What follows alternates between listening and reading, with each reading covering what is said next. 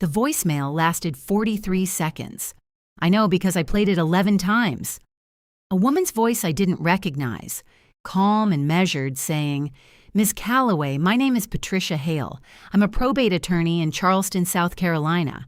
I'm reaching out because you've been named in the estate of a Mr. Gerald Whitmore. Please call my office at your earliest convenience." I stood in my kitchen in Portland, Oregon, holding my phone, and I had absolutely no idea who Gerald Whitmore was. But something in my chest already knew, before my brain could catch up, that this call was going to unravel everything. My name is Laurel. I'm 31 years old, and what I'm about to tell you is the story of how a dead man I'd never met handed me the truth about the family I thought I knew, and exposed the people who raised me for exactly who they were.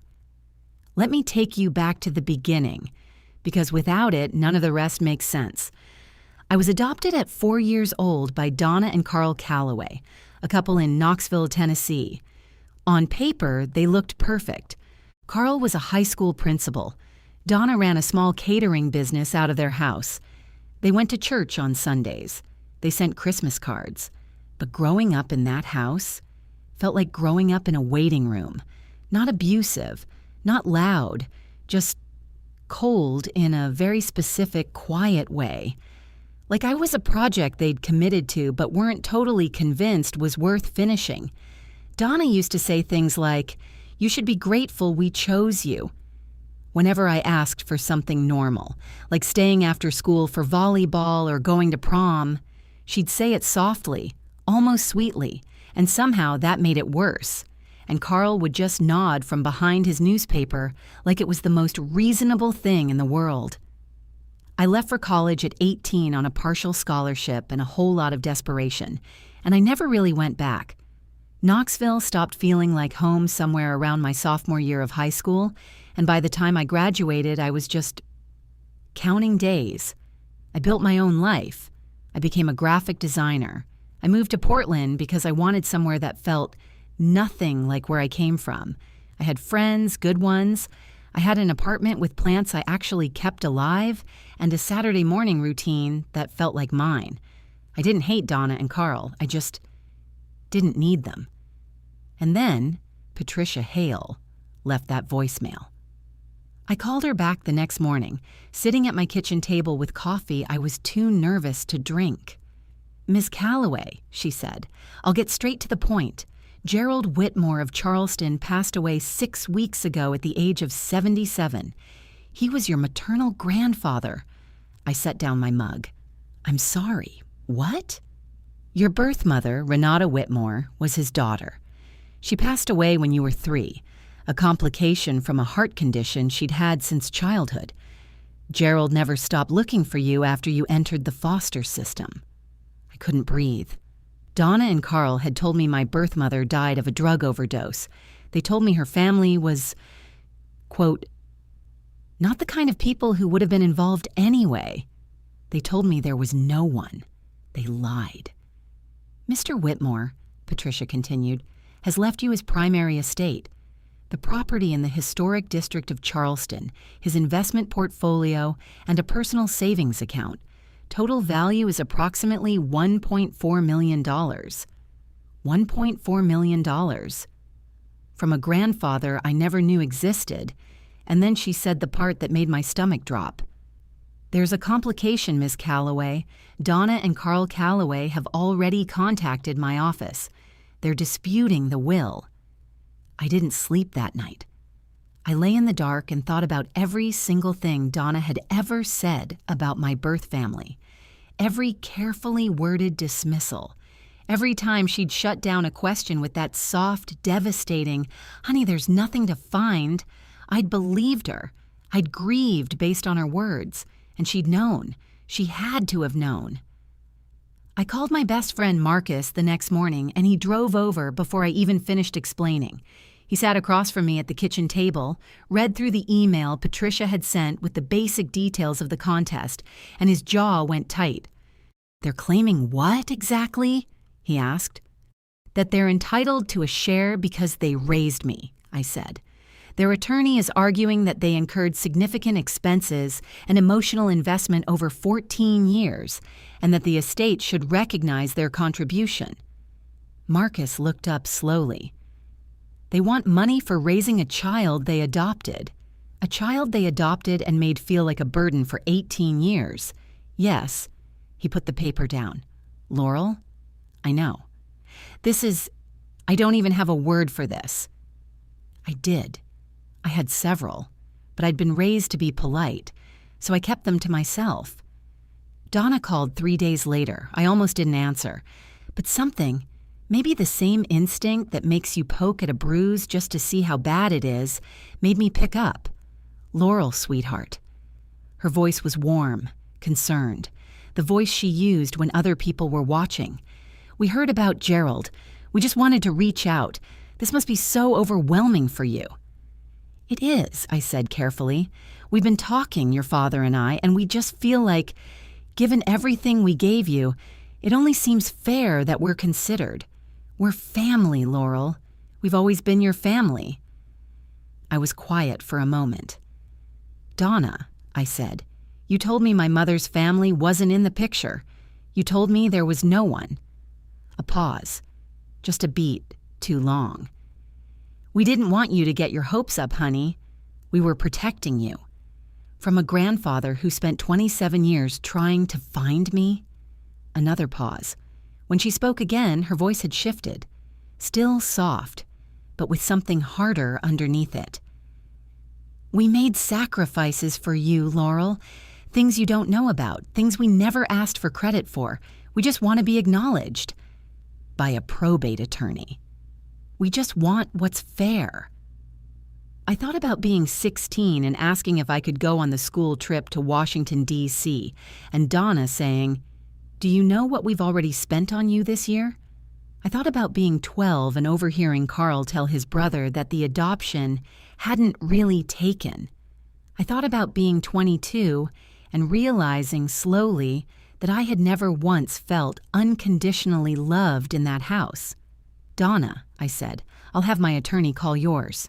And I hung up. The legal filing arrived by email the following week, and I read it twice because I kept thinking I was misunderstanding something.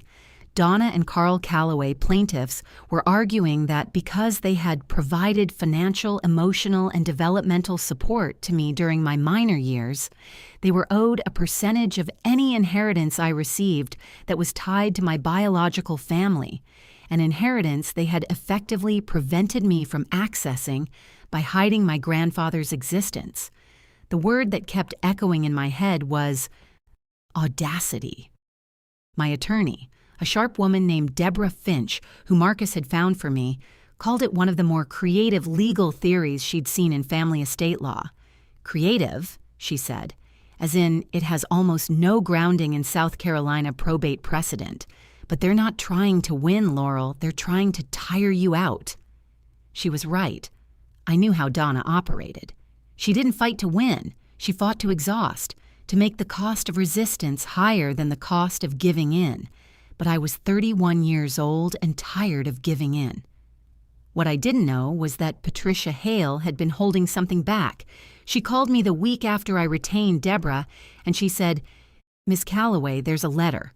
Gerald asked me to hold it until you'd had some time to process the initial news. But I think, given the contest, you should see it now." It arrived by courier the next afternoon. Gerald Whitmore had beautiful handwriting, careful and slanted, like someone who'd been taught penmanship and taken it seriously. He wrote that he had searched for me for nearly 3 decades, that when Renata died, he had tried to maintain contact with the foster system, but I had been placed quickly and the records obstructed. He'd hired 2 different investigators over the years. He'd written letters to state agencies. He had come close, twice, and then the trail had gone cold. He wrote that he had found me, finally, 8 years ago. He had watched from a distance. He'd found my design portfolio online. He knew I lived in Portland. He knew I had a Saturday morning coffee spot I loved and a studio apartment with good natural light. He had wanted to reach out. He wrote that he'd drafted the email over a dozen times. but he'd been told by an intermediary who'd gotten close to my adoptive family that Donna had made it clear any contact from biological relatives would be unwelcome, that it might hurt me, that I had moved on and was better off without complications. He had believed them. He'd spent the last years of his life regretting it. "I hope you know," he wrote at the end, "that your mother loved you more than anything in the world she had time to give you, and I have loved you from a distance, the way you love something you're afraid to break. I'm sorry I waited too long. This is the only thing I have left to give." I sat on my kitchen floor and cried for a long time, not for the money, for the 31 years of thinking I had no one, when someone, somewhere, had been thinking about me the whole time. Deborah filed our response to the contest 2 weeks later. Included in the supporting documentation was a piece of information she had uncovered during discovery. A remarkable, damning, infuriating piece of information. When I was 16 years old, Gerald Whitmore had sent a certified letter to the Callaway home in Knoxville.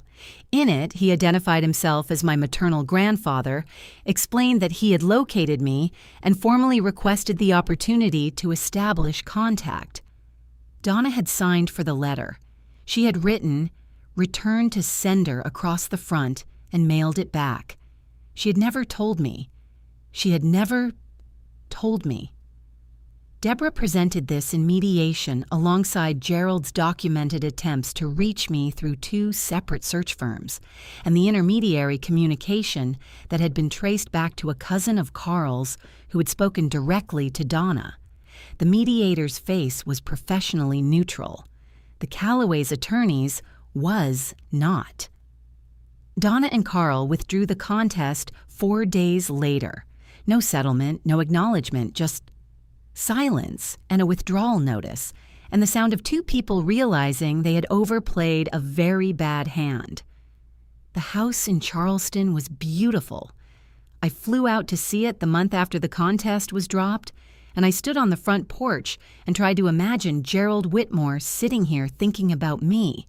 The neighbors told me he talked about his granddaughter sometimes, that he kept a photo of Renata in the front room. I walked through every room slowly. I am going to live here someday. Not yet, but someday. I used part of the estate to set up a small fund for children in foster care in South Carolina, administered through a local nonprofit. I named it the Renata Whitmore Fund. I have not spoken to Donna or Carl since mediation. I don't feel guilty about that. I spent a lot of years carrying the weight of their disappointment in me, wondering what I'd done wrong, why I never felt chosen, and the answer, it turned out, was simple and devastating. I had been chosen, just not by them. Gerald Whitmore chose me every single time he picked up a phone or hired an investigator or sat down to write a letter he was too afraid to send. He chose me for 27 years, in silence, from a distance, with imperfect, aching love. And that is more than enough to build something on. I'm still in Portland for now. I still have my Saturday morning coffee spot. I still keep plants alive and do work I'm proud of. But I have a grandfather's handwriting framed on my wall, and I know finally where my face came from. And I know this. You are not defined by the people who were supposed to love you and didn't. You are defined by everyone who tried, even the ones who tried too quietly, too late, from too far away. If this story meant something to you, please like and subscribe, and leave me a comment wherever you're watching from. I'd love to know you're out there.